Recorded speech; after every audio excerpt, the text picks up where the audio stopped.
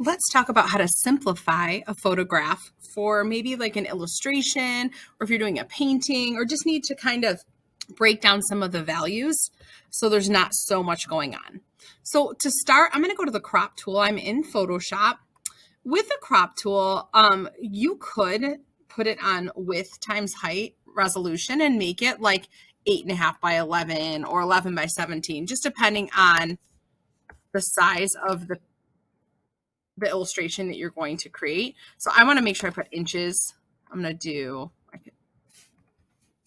space inches and then 300 pixels per square inch. I could have also, if I put it on original ratio, it'll just keep it the same proportions as the original.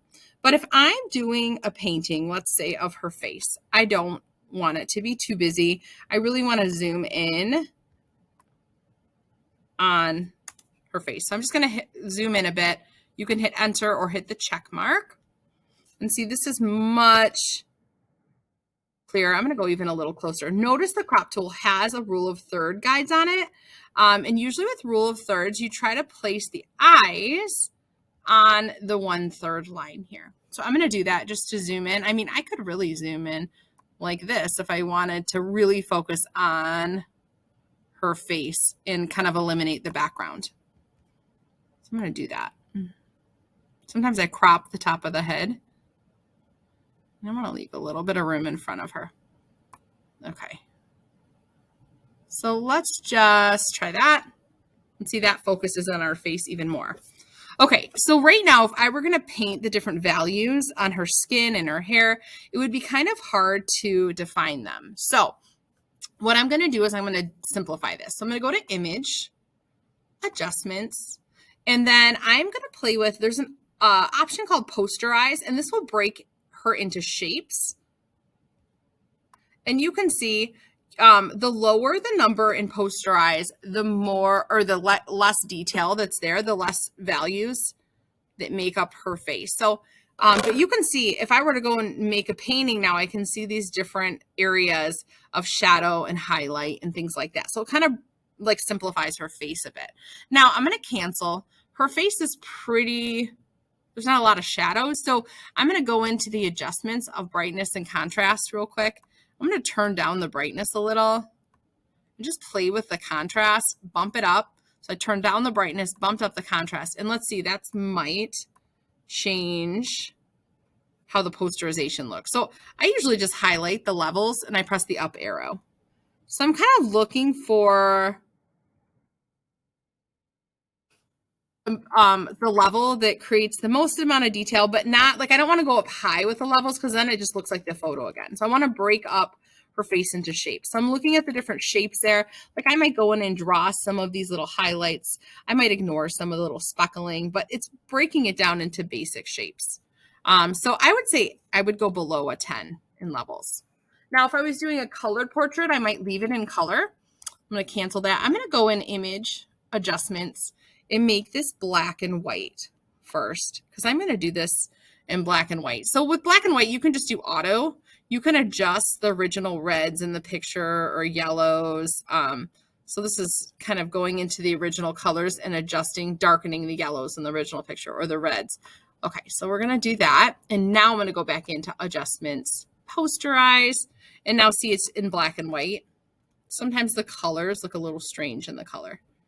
So now I'm just going through to see where I can get the most amount of detail. Like I think that one's pretty good. I don't really want to go above a 10 because then it starts to lose those shapes. One other thing, if you're seeing parts of her disappearing, I can go back, cancel again, go into Image and Adjustments, Brightness and Contrast. Like I might need to bump up the contrast again and go back.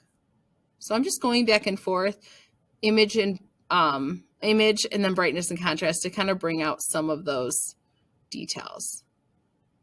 See, that's better. So I kind of like this one. It's simple shapes. I can still see this line. I can see the shape of her face and the edge.